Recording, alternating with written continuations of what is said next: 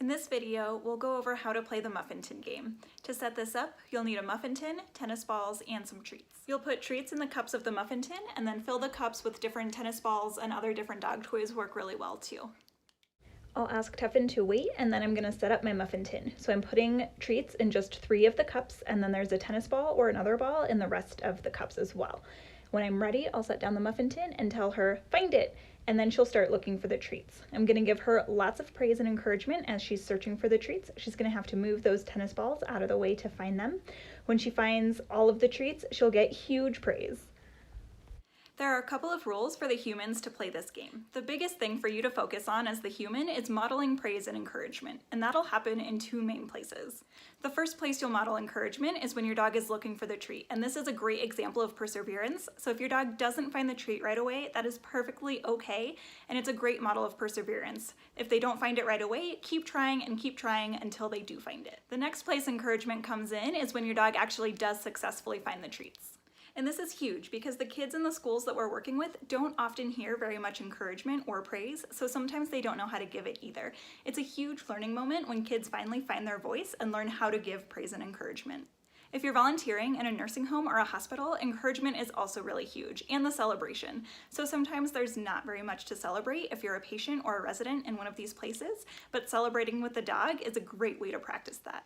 Along those lines, this game is really great for choice and control as well. Whether you're in a school or a nursing home or a hospital, sometimes you don't have very much choice and control over your environment. But this game gives us lots of opportunities for the client to choose which of the muffin tin cups get treats and which ones get balls, and then where those balls go. So if you're using different colored balls, the client can choose if the soccer ball goes in one place or if the green knobby ball goes in a different place, and then where those treats go to. Finally, as the human, you'll need to know what cues to give your dog. So you'll ask them to wait, and we usually do this with just a wait and a single-fingered point, and then you'll release them to go and find the treat. So you can either give them the release cue, or you can tell them to find it or search or a cue like that. The rules for your dog are simply to wait until the muffin tin is set up and they're released, and then when they are released and told to find it, then they'll search for the treats until they successfully find the treats. It's so important that your dog waits for the treats because some dogs love this game so much that they might even jump up and try to grab the treats out of the muffin tin before you're ready. So that wait has to be rock solid. If your dog is struggling to wait until you're ready, try presenting the muffin tin a little bit farther away from them.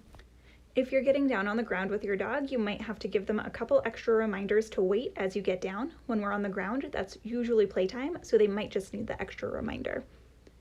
Also keep in mind that you don't have to be on the ground to play this game. You can do it from a standing position, or you could always sit in a chair as well. There's a couple of things you can do to help your dog learn this game.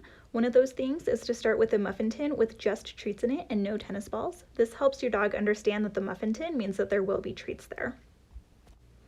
You can also lift up the tennis balls and show your dog where the treats are, and this will help them to find it and realize that there are treats under those tennis balls.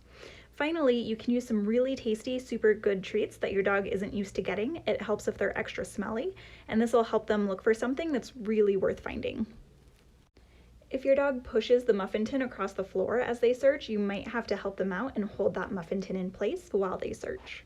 Your final goal for this behavior is that your dog waits while you set up the muffin tin, and then once you release them or give them their cue to find it, they'll search for the treats until they find them.